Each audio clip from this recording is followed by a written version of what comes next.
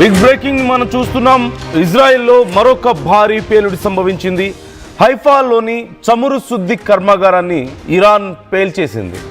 Israel ఇంధన కర్మాగారాల లక్ష్యంగా ఇరాన్ బాలిస్టిక్ మిజైల్స్ను ప్రయోగిస్తోంది. ఇజ్రాయెల్పై బాలిస్టిక్ మిజైల్స్తో ఇరాన్ విరుచుకుపడుతోంది. మార్చి 19న కూడా ఇదే ప్లాంట్పై ఇరాన్ దాడి చేసింది. లెబనాన్ నుంచి ఇజ్రాయెల్ ఉత్తర ప్రాంతంపై క్షిపణి దాడులు జరుగుతున్నాయి. ఈ దాడిని ఇప్పటికే ఇజ్రాయెల్ ఇంధన శాఖ మంత్రి ఎలీ కోహెన్ కూడా ధృవీకరించినట్లుగా తెలుస్తోంది. ఉత్పత్తి కేంద్రాలకు ఎటువంటి నష్టం జరగలేదంటూ వెల్లడించారు. దాడి వల్ల ప్రమాదకర రసాయనాలు లీక్ అయ్యే అవకాశం ఉంది అంటూ చెప్తున్నారు. ఇప్పటికే యుద్ధం వల్ల దేశంలో చాలా ప్రజలు చాలా తీవ్రంగా ఆందోళన వ్యక్తం చేస్తున్నారు. పెద్ద ఎత్తున రోడ్ల మీదకు వచ్చి ఈ యుద్ధాన్ని ఆపేయాలంటూ కోరుతున్నటువంటి పరిస్థితి కనపడుతోంది. ఈవెన్ నెతన్యాహు దిగిపోవాలని కూడా వారు డిమాండ్ చేస్తుండడాన్ని మనం చూస్తున్నాం. అయితే ఈ ఘటనకు సంబంధించి ఇప్పటికే అక్కడి ప్రభుత్వం కూడా ప్రకటించింది. ఇజ్రాయెల్లోని హైఫా ప్రాంతంలో ఉన్నటువంటి ఈ ఆయిల్ రిఫైనరీలో భారీగా పేలుడు సంభవించినట్లుగా ఇప్పటికే వార్తలు వస్తున్నాయి. ఈ నేపథ్యంలో క్షిపణి దాడి జరిగింది అంటూ ఒక అంతర్జాతీయ కథనాలు సైతం మనం చూస్తున్నాం. ముఖ్యంగా అతిపెద్ద శుద్ధి కేంద్రాల్లో ఒకటి అంటే రిఫైనరీలో ఇదొకటి.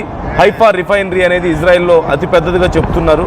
సుమారుగా రోజుకి 197,000 బ్యారెల్స్ ఆఫ్ క్రూడ్ ఆయిల్ ఇక్కడ ప్రాసెసింగ్ జరుగుతూ ఉంటుంది.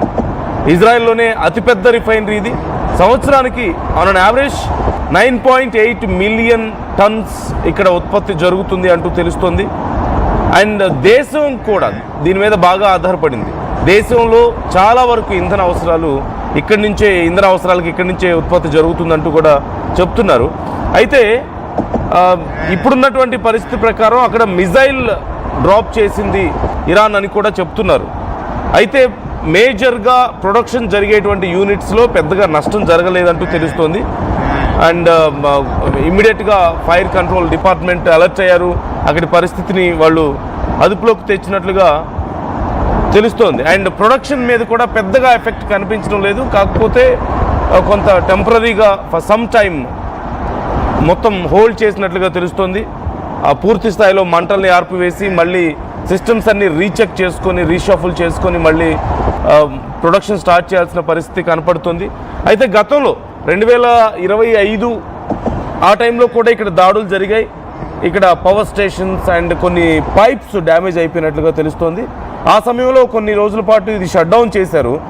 అండ్ దానివల్ల కొన్ని $100 మిలియన్స్ ఇక్కడ లాస్ వచ్చినట్లుగా తెలుస్తోంది. అండ్ అరౌండ్ 250 మిలియన్స్ వరకు అప్రాక్సిమేట్ లాస్ ఆ టైంలో జరిగి ఉండొచ్చు అంటున్నారు. 2025 లాస్ట్లో అండ్ 26 ఆల్మోస్ట్ జనవరి టైంలో కూడా ఇక్కడ కొన్ని దాడులు జరిగాయి. ఇప్పుడు మరొకసారి ఈ దాడులు జరిగాయి. గతంలో జరిగినటువంటి దాడుల వల్ల అరౌండ్ $250 మిలియన్ లాస్ అక్కడ వచ్చినట్లుగా తెలుస్తుంది. ఓవరాల్ కెపాసిటీ 197,000 బ్యారెల్స్ దీనికి రోజుకి.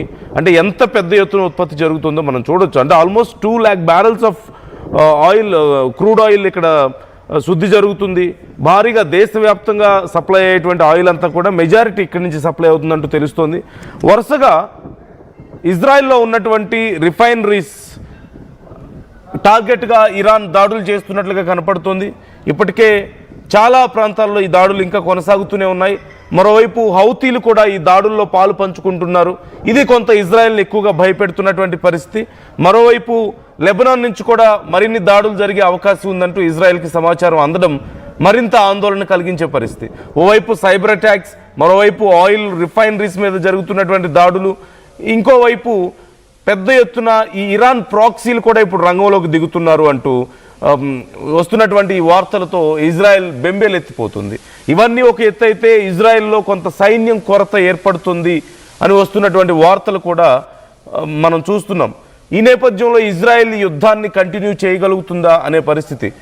ఓవైపు ఇరాన్ని పూర్తిగా ధ్వంసం చేస్తే తప్ప నేను వెనక్కి తగ్గనని ఇజ్రాయెల్ చెప్తున్న ఈ సమయంలో ఆర్మీ చాలా కొరత ఉంది. అతి త్వరలో అక్కడి ఆర్మీ కొలాప్స్ అయ్యే అవకాశం ఉందని కూడా కొన్ని వార్తలు మనం చూస్తున్నాం. మరోవైపు యుఎస్ అండ్ ఇజ్రాయెల్ చేస్తున్నటువంటి కామెంట్స్కి ఇరాన్ ఆర్మీ ఏమో వాళ్ళ మీద సెటైర్లు వేస్తూ వీడియోలు తీసి పెడుతున్నటువంటి పరిస్థితి కనపడుతుంది. అంటే we're strong and we're ready and we're very normal అని చెప్తున్నారు వాళ్ళు. అండ్ ఇరాన్ ఇప్పుడు కొత్తగా మళ్ళీ ఒక 10 లక్షల మంది మేము సిద్ధం చేస్తున్నాం ఆర్మీని అని చెప్తున్నారు.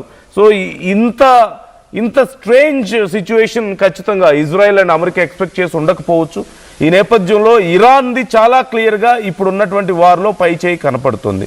అఫ్కోర్స్ కొంత టెక్నికల్ సపోర్ట్ అండ్ ఇలాంటి టాక్టికల్ ఇన్ఫర్మేషన్కి సంబంధించినటువంటి సపోర్ట్ అంతా రష్యా నుంచి అందుతుంది. అక్కడి నుంచి కొన్ని వెపన్స్ అందుతున్నాయి, మిజైల్స్ అందుతున్నాయి అండ్ డ్రోన్స్ అందుతున్నాయి. ఇలాంటి సపోర్ట్ ఒకటి ఉండడం. రెండోది, రష్యాని చాలా తక్కువ అంచనా వేశారు. ఇజ్రాయెల్ అండ్ అమెరికా ఇద్దరు కూడా రష్యాని చాలా తక్కువ అంచనా వేశారు. And we can see these strange statements from US. ఇప్పటికే మనం చూస్తున్నాం, ట్రంప్ ఒక్కొక్క టైంలో ఒక్కోలా మాట్లాడుతున్నారు.